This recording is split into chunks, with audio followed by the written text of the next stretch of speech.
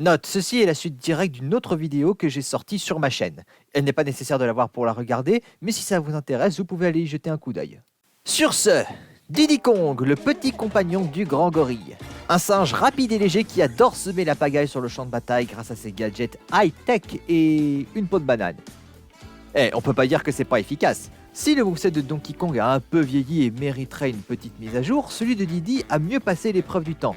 Principalement parce que Brawl a réutilisé intelligemment ce que Diddy a pu faire avant et que ce sont des éléments qui ont également été repris dans les jeux Donkey Kong Country modernes. Et en termes de conception aussi, il marche plutôt bien, surtout quand on voit comment Diddy Kong a dominé le mode online de Super Smash Bros 4. Agaçant à combattre mais pas pété du niveau de Bayonetta si vous voyez ce que je veux dire. Cela dit, j'ai quand même des trucs à proposer pour lui, mais des changements mineurs. Déjà commençons avec un détail tout bête, sa queue. Je n'aime pas le fait qu'elle soit totalement effacée de son moveset actuel. Je veux voir Diddy Kong s'amuser plus avec sa queue. À ne pas sortir de son contexte, s'il vous plaît. Et pour la réintégrer, j'ai deux idées. Option 1, on lui redonne son ancien direct rapide. Soit tel quel, soit en gardant le coup de pied actuel et en faisant un direct gentleman. Ou alors on lui donne des nouvelles animations en partie inspirées par la technique du saut simiesque de Donkey Kong 64. Utilisant sa queue comme un ressort pour bondir dans les airs depuis une position accroupie, ou alors on pourrait retravailler son lancer bas pour en faire un peu à la Wario. Voici maintenant un nouveau changement de gameplay mineur pour son attaque spéciale neutre, les cahuètes au flingue. En maintenant le bouton B enfoncé pendant qu'il charge le tir et s'il est en l'air, le joueur pourrait orienter le joystick vers le bas pour le faire pointer dans cette direction. Qu'est-ce que ça apporte ? Eh bien en relâchant le bouton, Diddy Kong tirera la cacahuète directement en dessous de lui. Dès lors, si elle touche le sol, la cacahuète se mettra alors à sautiller vers l'avant à grande vitesse comme elle fait dans Returns et Tropical Freeze. D'ailleurs, il y a plusieurs détails de ces jeux qui pourraient être servis pour améliorer le design de Diddy Kong également. Changer l'apparence de ses cahuètes au flingue, faire en sorte que pour son attaque spéciale eau, parfois à la place de tonneaux, on a des fusées. Et surtout, pourquoi ne pas lui donner le même sac à dos qu'il a dans ses jeux ? Vu que le jetpack est désormais un élément central de son design dans les Donkey Kong Country modernes, pourquoi pas ? Mais ça c'est encore mineur, parlons désormais de ce que je considère être le plus gros problème que j'ai avec Diddy Kong dans son gameset actuel. Son final smash. D'accord que celui qu'il avait dans Brawl et Smash 4 était un peu difficile à contrôler, mais alors vraiment celui qu'il a dans Ultimate, je le trouve générique à mort. Du coup, je veux réinclure le barrage rapide aux roquettes. Mais comment ? Là est toute la question. Après y avoir réfléchi, j'ai deux options. Première option, Diddy décolle, piégeant les adversaires qui sont trop près dans une attaque. Il fait alors du surplace et les mitraille de cacahuètes avant de s'écraser sur eux. Ou alors deuxième option, Diddy Kong décolle et reste à une hauteur fixe et se met à automatiquement tirer des cacahuètes. Auquel cas, il ferait du surplace. Ce sera alors au joueur d'utiliser le joystick pour le déplacer sur les côtés. Et encore une fois, à la fin de l'attaque, il se crache. Dans tous les cas, ce sera un final smash dont les dégâts se ressentent sur le terrain, c'est pas une cinématique. À titre personnel, je préfère le concept de la deuxième, mais la première me semble être plus raisonnable d'un point de vue gameplay. Pour conclure, on pourrait lui donner une nouvelle animation de victoire, inspirée par Donkey Kong Country 2, alias Diddy Kong's Quest, le premier jeu dont Diddy Kong est le héros. Où tel à la fin des niveaux de ce jeu, il sort une chaîne stéréo et il fait le show. Animation qui vient avec sa propre musique de victoire au passage. Si Diddy Kong n'avait pas son propre thème musical perso, mais c'est un autre débat. Sur ce, passons maintenant à un personnage dont j'aurais dû parler il y a bien longtemps. Lucas, protagoniste de Mother 3, dernier opus de la série que l'on connaît chez nous sous le nom de Earthbound. Il est un zoneur avec un moveset quasi identique à celui de NES, normal vu qu'ils occupent les mêmes rôles dans leurs jeux respectifs. Cela dit, Lucas est un semi-clone. Il est plus centré sur les coups de pied et a accès à Psygel et à la corde serpent de son ami Duster. Possible inspiration pour son moveset en général d'ailleurs. J'ai longtemps évité parler de lui et de NES parce qu'avant j'envisageais pour eux des reworks très radicaux. Mais avec le temps, j'ai fini par abandonner l'idée vu comment leurs movesets sont bien ficelés. Mais dans la même lignée que NES, j'ai tout de même des petites idées de changement pour Lucas. La principale étant échanger de place les attaques spéciales côté et neutres. Moins parce que les attaques vont mieux à ces endroits-là, mais surtout parce que je veux faire de Psy-Feu l'attaque signature de Lucas. Psy-Amour. C'est principalement un rebranding, cela dit. L'attaque se comporte comme avant, mais sans l'effet de feu. Et à la place d'un éclair, il envoie un petit cœur doré. L'amour, cette lumière qui brille dans les ténèbres. Sinon, en autre changement optionnel, il y en a un qui m'est venu un peu sur le tard et ça concerne Psy-Feu. Et si on reconvertissait la version de Lucas en attaque spéciale eau ? Eh bien, en sachant comment Mother 3 finit, ça m'étonnerait pas que Lucas soit un peu traumatisé par Psy-Tonnerre et chercherait un remplacement. Son frère a utilisé cette technique pour se suicider. Du coup, Avec cette idée, en faisant attaque spéciale haut, Lucas se prépare à caster Psy-Feu. Sur Terre, il décolle automatiquement. Mais en l'air, le joueur peut choisir une direction parmi 8 avec le joystick, et alors Lucas balancera la sauce dans la direction choisie, mais sera propulsé dans la direction opposée, faisant que comme Ness, il aurait une attaque spéciale haut très peu conventionnelle. Par ailleurs, il y a également l'idée que j'avais fait pour retravailler son attaque spéciale bas, comme j'avais proposé pour Ness il y a de cela... 1 an. Waouh! Mais donc, pour rappel, mon idée combinait psy-soin et la technique psy-magnétisme qu'ils ont déjà. À la première utilisation, Lucas se soigne de quelques pourcentages de dégâts automatiquement. Cela dit, il a un cooldown. Pour savoir quand il pourra la réutiliser, il faut regarder à son portrait en bas de l'écran où apparaît alors un compteur qui ressemble à la barre de points de psy de Earthbound. Mais en attendant, ils ont accès à Psy-magnétisme. Elle fonctionne toujours comme à l'heure actuelle, sauf qu'au lieu d'aspirer les projectiles énergétiques, ils reconvertissent ces derniers en énergie pour le compteur, faisant ainsi qu'ils devront attendre moins longtemps et le processus se répétera. Et pour finir, petit détail esthétique, je veux que pour son final smash, Duster soit également là pour que toute son équipe soit présente. Oh et au passage, j'ai oublié d'en parler pour Ness, mais ça compte pour lui aussi, je veux que Jeff soit inclus également. Bon, jusque là on a eu des cas faciles. C'est qui le suivant ? Ah. Bon quand il faut y aller. Sonic, la mascotte de Sega et le hérisson le plus rapide du jeu vidéo. Et c'est pareil dans Smash où il est le coureur le plus rapide. Ce qui a malheureusement mené à 2 problèmes. Numéro 1, un moussette qui incite un peu trop à camper, ce qui ne correspond pas à sa personnalité. Et Sonic a trop d'attaques où il se met en boule ? Oui non, permettez-moi d'être cynique l'espace d'un instant ce coup-ci. J'ai toujours trouvé cette critique stupide. Enfin non, pas la critique en soi. En fait, il y a 2 critiques pertinentes que, par je ne sais quel téléphone arabe, ont fusionné en la version la plus débile de ces arguments. Et le fait est que je la vois beaucoup de mon côté être ressortie au premier degré, y compris par certaines de mes influences. Et franchement, ça me sidère, j'ai l'impression de voir en temps réel un dialogue du donjon de Naheulbeuk. Comme l'oiseau qui voit ses petits tomber de nuit piétinés par les éléphants.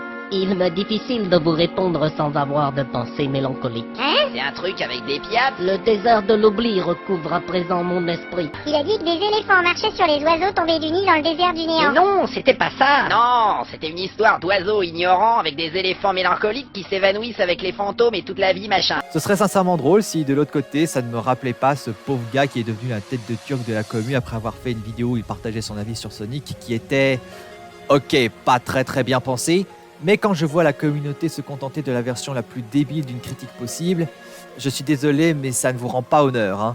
Vraiment, le Mad Max Fury Road est génial parce que c'est Bip et Coyote de la communauté Smash Bros. Mais bon, comme je l'ai dit, il y a des vraies critiques pertinentes, c'est juste qu'il faut contourner la façade de stupidité. Mais bref, on se concentre. Bon, commençons par la partie qui ira le plus vite, la partie esthétique. Sonic a vraiment besoin d'être retravaillé visuellement. Le mélange entre son manque d'iris et son sourire fixe par défaut rend ses expressions artificielles et même trahit des animations iconiques, par exemple celle où il est énervé. Et c'est dommage sachant que Brawl s'en sortait bien en fait. Le changement a eu lieu dans SSB4 et n'a pas été corrigé dans Ultimate. C'est vraiment une opportunité manquée. Maintenant passons au changement de gameplay et on en a beaucoup. Pour commencer, il y a une de ces stats qui a besoin d'un changement capital, son élan initial. Il devrait être moins haut qu'il ne l'est actuellement. Pour refléter plus le fait que dans les jeux Sonic, forcément, il met du temps à démarrer avant de pouvoir courir à pleine vitesse. Pour les attaques maintenant, on a un mélange de plusieurs choses. D'abord, quelques nouveaux ajouts inspirés par son dernier jeu le plus important en date, Frontiers. Et d'autres qui sont faites pour répondre à une des critiques valables qui selon moi a donné naissance à Sonic à trop d'attaques en boule, le fait que certaines de ses animations d'attaque ne sont pas assez cool. Là on est d'accord, c'est vrai que Sonic a beaucoup d'attaques qui manquent de panache et qui mériteraient d'être changées voire remplacées. Par exemple, quelques personnages de Star Fox ont des animations d'attaque qui je trouve iraient très bien à Sonic à ces endroits-là, comme l'attaque Smash O de Wolf ou l'attaque aérienne avant de Fox. Mais pour citer d'autres changements pêle-mêle. Pour se lancer avant, son coup de pied pourrait provoquer un Sonic Boom. Une nouvelle attaque aérienne bas inspirée par une de ses techniques dans Sonic Battle où il donne un coup de pied en dessous de lui, à noter que cette attaque aurait un effet météore. Et enfin une nouvelle attaque Smash bas où il se met en boule parce que je suis vexatoire. Bref, il se met en boule et tourne à grande vitesse autour de l'endroit où il se trouvait, laissant une traînée bleue derrière lui, en référence à la technique de la course boucle. Bon, revenons à quelque chose de plus sérieux et de l'une des 2 sources de Sonic à trop d'attaques en boule, le fait que ses attaques spéciales côté et bas font redondant. Et là oui, je suis 100% d'accord. Et pour ça c'est simple, on va les fusionner en une seule attaque spéciale et ce sera l'attaque spéciale bas. Pourquoi ? Parce que pour trouver un remplacement, l'attaque spéciale côté était plus facile. Ainsi, je vous présente mon idée, l'attaque impressionnante, inspirée par la technique de Frontiers, mélangée à la technique moderne du boost.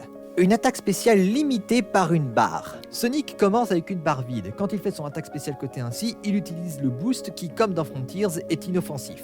Le truc, c'est que la barre se remplit à chaque fois qu'il inflige des coups à ses adversaires. Ce n'est qu'une fois remplie que Sonic a l'occasion d'utiliser l'attaque impressionnante qui ici fonctionne comme l'Aquilion de Sora. Cette dernière inflige des dégâts, elle le fait toujours foncer tout droit dans un premier temps, et après pour les deux autres charges, le joueur peut choisir d'aller dans n'importe quelle direction grâce au joystick. Et une autre attaque spéciale qui ici va être modifiée mais pas remplacée, l'attaque spéciale eau. Je garde le ressort mais je change son fonctionnement. Sur Terre il fonctionnerait comme d'habitude, mais en l'air, à la place d'un ressort qui tombe par terre, Sonic utilise un bumper qui le fait bondir en diagonale, et après il disparaît. La hauteur est moins grande mais il couvre plus de distance horizontale. Et pour finir, le Final Smash. Est-ce que je donne l'impression de ne pas être enthousiaste? Parce que je le suis, mais pour le coup, c'est vraiment parce que je suis biaisé. Non, celui qu'il a actuellement n'est pas efficace et mériterait d'être retravaillé, c'est vrai. Et oui, lui en donner un nouveau inspiré par ses combats en Super Sonic dans Frontiers est tout à fait approprié. Mais... je sais pas, j'ai trop de sérotonine de voir Sonic foncer comme un malade à travers l'écran. On pourrait pas le retravailler pour le rendre plus proche de Diddy Kong à la place? Je veux dire, au moins pour Sonic ce sera approprié. Mais bon, si on a quelque chose inspiré par Frontiers, je comprendrai. Même si je serais personnellement déçu. Allez, revenons sur quelqu'un de plus facile à gérer. Daddy Doo, ennemi puis allié rival de Kirby, le roi autoproclamé de Dreamland. Un poids lourd qui fracasse tout avec son énorme marteau. Mais pas que. Pour un combattant de sa carrure, sa mobilité aérienne est plutôt flexible. Il a appris 2-3 trucs en voulant surpasser Kirby, mais elle est loin de l'être au même niveau que ce dernier justement. Niveau attaque, nous avons un mélange composé de ses attaques iconiques et d'autres inspirées par Kirby Marteau. Certaines se démarquent de manière fort intéressante. Par exemple, son attaque spéciale côté où il attaquait en lançant ses sujets Waddle Dee avant de se recentrer sur les mini-hérissons. Ou encore son attaque spéciale bas avec son marteau à réaction prédatant celui qu'il a dans Kirby's Fun Pack Ultra. Liberté artistique inspirée par des infos glanées vu que ce jeu était en développement en même temps que Brawl, un peu comme les références à Luigi's Mansion 3 dans Super Smash Bros Ultimate, ou un cas où les grands esprits se rencontrent. Dans tous les cas, c'est bien tombé. Et en parlant de ce mode de jeu, Super Smash Bros Ultimate lui ayant donné un nouveau Final Smash comme je le réclamais depuis au moins Super Smash Bros 4, eh bien finalement je n'ai pas grand chose à proposer en changement de gameplay pour Daddy Doo. Par contre, il y a une question majeure qui se pose sur le plan esthétique. Depuis Kirby et le monde oublié, Daddy Doo a eu droit à un redesign notable, le rapprochant de son apparence qu'il avait dans des vieux jeux comme Kirby's Dream Land 3 ou Kirby 64. Autant dans le jeu où il a débuté, ce design était encore un peu brouillon, autant Kirby's Return to Dreamland Deluxe l'a beaucoup amélioré et pourrait servir de base pour son apparence par défaut dans Smash. Bien que certains détails pourraient être inspirés par d'autres de ses designs. Par exemple, je ne suis pas fan de comment son bec est géré, surtout quand il l'ouvre. Pour conclure, revenons 5 minutes sur le monde oublié, car le manteau qu'il a dans ce jeu pourrait servir de base fort intéressante pour un skin. Et auquel cas, cerise sur le gâteau, quand il utilise son Final Smash avec ce skin, au lieu de ressembler au Daddy Doo masqué de Kirby's Fun Pack, il ressemble à Daddy Doo Oublio. Et c'est tout ce que j'avais pour lui, donc passons à la suite. Ah bah d'ailleurs, la suite. D'habitude, je suis l'ordre chronologique dans lequel les différents combattants ont été annoncés. Mais j'aimerais garder celui qui vient après Daddy Doo pour la fin, car c'est celui pour qui j'ai le plus de choses à dire comparé aux 4 qui le suivent. Sauf un, mais c'est encore pour des raisons particulières. Et j'ai pas envie de finir une vidéo de ce genre sur du vide. Sur ce, gardons-le pour plus tard. Et intéressons-nous directement à... Lucario, le Pokémon Aura, ambassadeur de la 4e génération de Pokémon à Sinnoh. Tout est direct et épuré chez lui, que ce soit ses attaques ou même sa mécanique de combattant. Il contrôle une forme d'énergie appelée Aura qui l'imprègne à la plupart de ses attaques et le pouvoir de cette énergie les renforce plus les dégâts de Lucario sont élevés. Mais le plus étrange aussi, sa caractérisation partiellement inspirée par le 8e film Pokémon qui marque sa première apparition dans quoi que ce soit. Étonnant mais pas dérangeant. Ce serait un peu l'équivalent de faire parler un Miaouz combattant. On a eu un Miaouz qui parle pendant tellement longtemps dans l'animé, c'est normal de rendre hommage. Pour être honnête, j'ai mis du temps à me jeter sur le cas de Lucario. Je voyais qu'il était souvent critiqué, mais je n'étais pas familier avec les critiques. Essentiellement parce que j'avais pas envie d'être trop biaisé pour cette série. Mais au bout d'un moment, je me suis résigné et renseigné. Et de ce que j'ai compris, il y en a 2 qui ressortent. De 1, son aura ne l'aide vraiment que quand il est à de très hauts pourcentages de dégâts, auquel cas il serait mort dans pas longtemps. Et 2, il est trop léger pour tenir le coup après, et il est trop lent en plus d'avoir des frames d'état chelous pour un combattant qui n'a pas d'attaque disjointe claire. Avec tout ça, ça m'a un petit peu aiguillé sur les changements personnels que j'aurais voulu lui apporter. Commençons avec quelques changements de stats appropriés. J'augmenterai un poil son poids, mais surtout bien plus ses statistiques de mouvement terrestre. Et de l'autre côté, je lui donnerai également une nouvelle animation de course où il a les bras tendus derrière lui. Autrement dit, Naruto Run. Et maintenant, on attaque le gros morceau. Son aura. Alors, petit moment d'explication du concept à la fois d'un point de vue mécanique et culturel. À la base, l'aura, c'est la reprise japonaise du concept de chi de la culture chinoise, une forme d'énergie qui est en chaque être vivant et tout autour de nous, animant le monde dans un flux d'énergie constant. C'est très résumé. Ce qui importe, c'est son utilisation dans les Neketsu influencés par Dragon Ball, qui ont repris ce concept à leur façon. Et avec, Lucario a repris un autre cliché du genre, le protagoniste qui continue à combattre en dépit de ses blessures. Je garde la mécanique en soi, mais il faut la modifier car c'est vraiment son fonctionnement qui pose problème. De base, l'aura multiplie la puissance des attaques de Lucario et si j'en crois Super Smash Bros Wiki, il y a 3 seuils précis que j'affiche à l'écran. Et là, normalement, si vous n'avez pas séché vos cours de maths, vous voyez le problème. L'aura n'est pas la puissance de base de Lucario multipliée par 1 à 0% et qui continue de croître avec les dégâts, mais il commence donc un combat avec sa puissance globale réduite d'un tiers. Tu m'étonnes que sa mécanique marche pas très bien, on continue de lui empiler des handicaps. Ouais non, il faut totalement la retravailler. Et pour ça, j'ai 2 options. Option 1, on le fait démarrer à 1 comme j'ai précisé, ou alors option 2, on le fait démarrer de moins loin pour lui faire atteindre de plus hauts sommets. À 0% de dégâts, sa puissance globale serait réduite de 15%.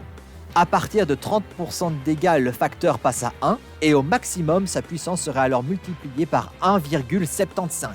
Cela dit, il faut prendre en compte vitesse extrême, son attaque spéciale haut. L'aura l'affecte sur 2 plans, les dégâts qu'elle inflige et la distance qu'elle parcourt.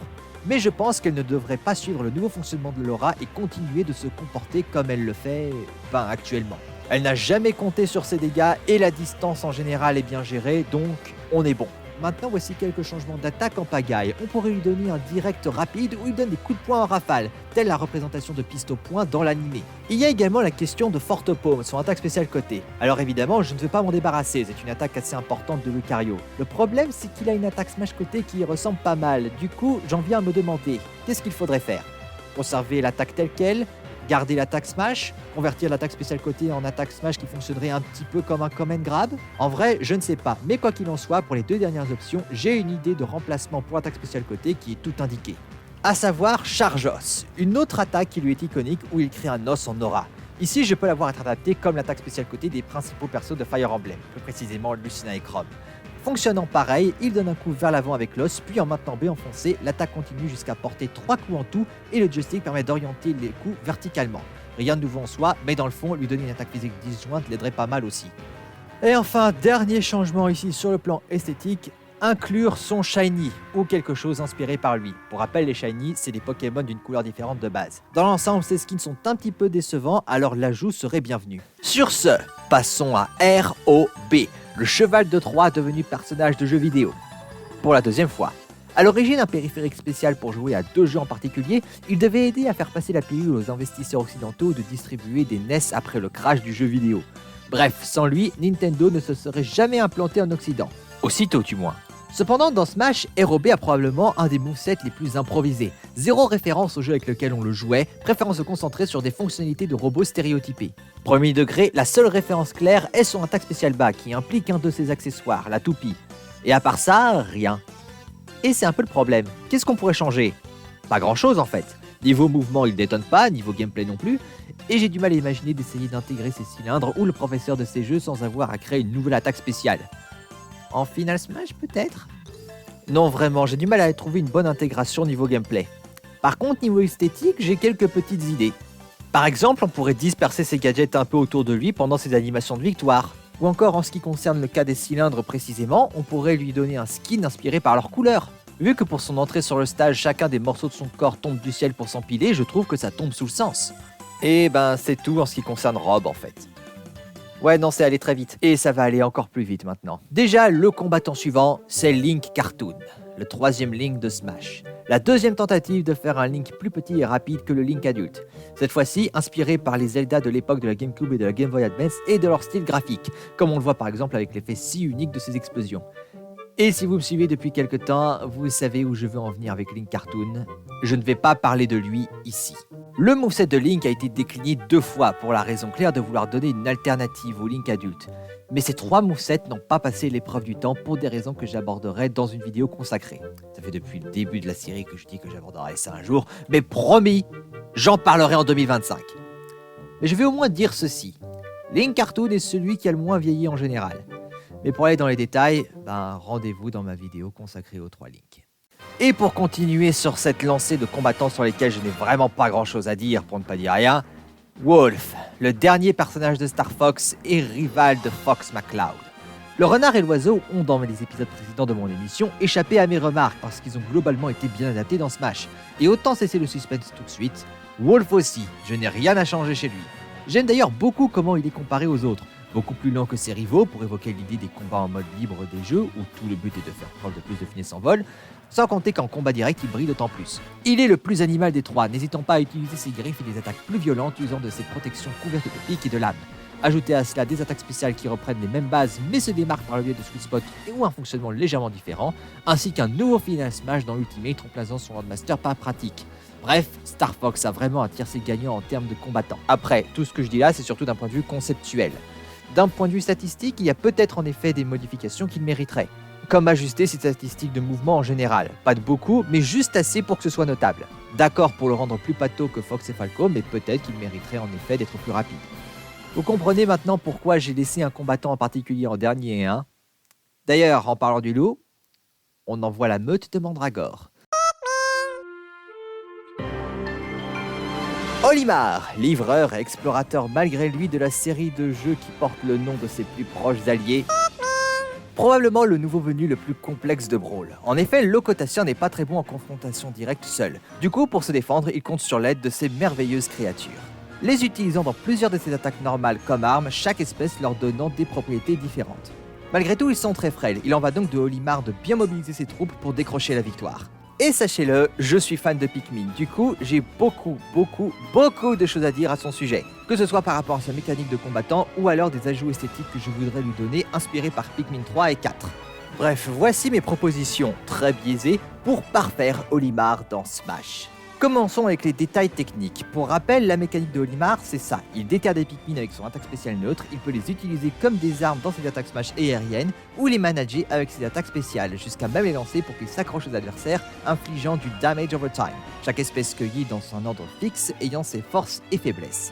Dans l'ensemble, je trouve qu'il s'en sort bien, même si je peux comprendre que les détails des Pikmin peuvent paumer. Cela dit, j'ai une grosse critique. Je trouve que Olimar est trop dépendant de sa mécanique. Autant pour ses attaques spéciales, je n'ai aucun problème avec ça, autant je n'aime pas qu'il soit privé de ses attaques normales s'il n'a aucun Pikmin derrière lui. Et pour répondre à cela, j'ai la solution parfaite. S'il utilise une attaque normale sans Pikmin de couleur à portée, il utilise la dernière espèce de Pikmin qui n'est pas encore utilisée dans son gameplay dans Smash, le Pikmin Rock. Comme l'absence me pesait mais les rajouter en plus des autres aurait été pénible, je trouve que c'est un bon compromis. Mais donc, comment il fonctionnerait? C'est simple, ils sont moyens en tout et leurs versions de ces attaques sont plus lentes sur le début et la fin. Mais leur corps résistant les rend impossibles à tuer, donnant à Olimar des attaques disjointes de secours. Et ça sera la seule nouvelle espèce de Pikmin dans ce moveset. Plus ce serait abusé selon moi. Mais pas d'inquiétude pour ceux qui veulent des références à Pikmin 4, on va en avoir. Mais à la place, j'aimerais parler d'un autre truc concernant l'attaque spéciale neutre. Je n'aime pas le fait qu'Olimar soit privé d'attaque spéciale une fois qu'il a une équipe entière de Pikmin. À la limite dans Brawl où il pouvait en avoir jusque 6, c'était pas dérangeant, mais maintenant qu'il en a 3, ça me titille plus. Du coup, je veux rajouter une fonctionnalité à son attaque spéciale neutre s'il a une équipe entière de Pikmin, sans que ce soit trop compliqué. Et j'ai l'idée parfaite. En utilisant son attaque spéciale neutre sur Terre avec une équipe de Pikmin complète, Olimar déterre à la place une carotte pic-pic. Un légume de sa planète natale et un de ses préférés, duquel il a tiré le nom de... A noter que quand il fait son attaque spéciale neutre en l'air, peu importe la taille de son équipe, il sortira une carotte pic-pic de sa poche, mais alors l'attaque prendra plus de temps. Ainsi, il gagne pratiquement les navets des princesses, un objet qu'il peut lancer sur ses adversaires pour les attaquer au loin. Après, la carotte elle-même est faible, fragile et n'a aucun effet spécial en tant qu'arme. Elle est juste censée servir de projectile de secours et rien d'autre, une diversion. Passons maintenant sur le plan esthétique, un aspect de ce combattant qui n'a pas encore atteint son plein potentiel. Déjà petit détail, il est complètement muet, ça c'est à cause de Pikmin 1 et 2. Ça collait à l'époque, mais désormais la série fait parler ses personnages en charabia, et je pense qu'il mériterait donc une mise à jour vocale telle Donkey Kong et Bowser. Sans aller dans l'abus, bien entendu. Surtout quand ça ne concerne pas que lui. Parce qu'en termes de skin, depuis Super Smash Bros 4, on a un des protagonistes de Pikmin 3, Alph, qui remplace Olimar pour la moitié d'entre eux. Depuis, je vois plusieurs gens proposer d'intégrer d'autres personnages jouables de Pikmin en skin. Autant il y en a certains dont la morphologie pose problème et leur inclusion serait douteuse, mais je suis pour ce changement à 100%, et même intégrer les personnages douteux si c'est faisable. Au minimum, pour les prochains jeux Smash hors portage de Ultimate, je voudrais rajouter Louis et le protagoniste de Pikmin 4, chacun ayant une couleur alternative. Sinon, si la morphologie ne pose pas trop de problèmes, ajoutons en plus le président, Brittany, Charlie et même un feuillu. Plus on est de fous, plus on rit, non? Et c'est sans compter sur d'autres idées potentielles, comme donner à Olimar son apparence de feuillu, ou un skin où Alph a la coupe de cheveux de son frère York. Pourquoi inclure ça à la place directement du protagoniste de Pikmin 4? Peut-être au cas où ce jeu aspire à un nouveau combattant? On ne sait jamais. Par ailleurs, avec cette modification de casting, cela changerait également comment les personnages arrivent sur le stage. Si les Okotasiens utiliseraient la fusée de Pikmin 2, les Copiens utiliseraient le Drake de Pikmin 3. Et potentiellement pour le protagoniste de Pikmin 4, le Beagle. Niveau provoque, j'ai deux idées de remplacement pour les provoques haut et bas, qui sont selon moi les plus sacrifiables. Tout d'abord, une provoque où le personnage consulte une carte. Selon l'explorateur, ce serait soit la tablette de Pikmin 4, soit le Copad de Pikmin 3. Et pour l'autre, le personnage boirait le contenu d'une bouteille qui sortirait de sa poche. Selon le personnage, ce serait soit une bouteille de jus de légumes, soit une bouteille de jus de fruits. Faut bien respecter les régimes de tout le monde. Et enfin, pour finir le tout, une nouvelle animation de victoire. Comme ils font à la fin des journées dans leurs jeux respectifs, les explorateurs rentreront dans leurs vaisseaux respectifs pour passer la nuit dans l'espace afin d'éviter les attaques de prédateurs nocturnes.